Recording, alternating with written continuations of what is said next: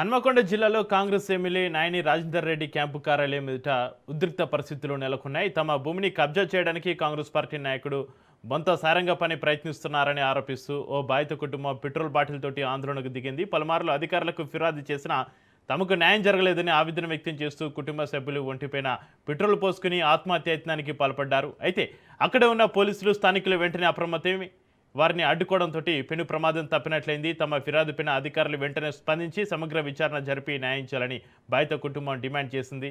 ఈ ఘటనతో MLA camp కార్యాలయం వద్ద కొంతసేపు ఉద్రిక్త వాతావరణం నెలకొంది.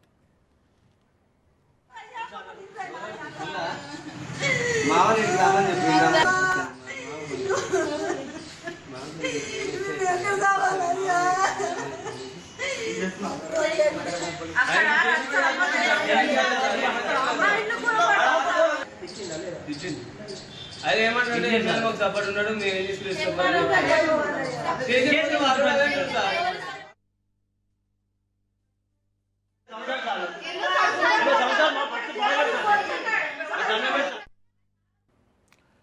హన్మకొండ జిల్లాలో కాంగ్రెస్ ఎమ్మెల్యే నాయని రాజేందర్ రెడ్డి క్యాంపు కార్యాలయం ఎదుట ఉద్రిక్త పరిస్థితులకు సంబంధించి మరింత సమాచారాన్ని మా ప్రతినిధి చంద్రశేఖర్ ఫోన్లైన్లో అందిస్తారు. చంద్రశేఖర్, తమ భూమిని కబ్జా చేయడానికి కాంగ్రెస్ పార్టీ నాయకుడు బొంత సారంగపాణి ప్రయత్నిస్తున్నారని ఆరోపిస్తూ ఒక బాధిత కుటుంబం పెట్రోల్ బాటిల్ తోటి ఆందోళనకు సంబంధించి మీ దగ్గర ఉన్న అప్డేట్స్ డీటెయిల్స్ ఏంటి చంద్రశేఖర్?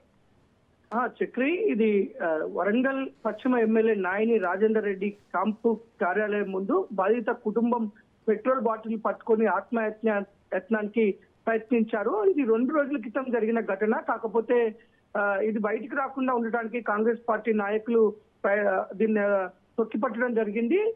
2 రోజుల క్రితం ఉదయం పూట కాంగ్రెస్ పార్టీ వరంగల్ పశ్చిమ ఎమ్మెల్యే నాయని రాజేందర్ రెడ్డి క్యాంపు కార్యాలయం వద్దకు కొంతమంది బాధితులు చేరుకున్నారు. వీరంతా కూడా పలు ఆరోపణలు చేస్తున్నారు. తమ భూమిని కబ్జా చేయడానికి మన నాయని రాజేందర్ రెడ్డి అనుచరుడు బొంతు సారంగపాణి ప్రయత్నం చేస్తున్నాడు. ఈ విషయాన్ని మేము పలుమార్లు అధికారుల దృష్టికి తీసుకువెళ్ళాం. నాయని రాజేందర్ రెడ్డికి కూడా పలుమార్లు ఫిర్యాదు చేసినా మా పేద ప్రజల భూమిని గుంజుకోవాలని ప్రయత్నం చేస్తున్న కాంగ్రెస్ నాయకుడి విషయాన్ని పైన మేము అధికారుల నాయకుల దృష్టికి తీసుకోవాలా, వాళ్ళు పట్టించుకోలేదు.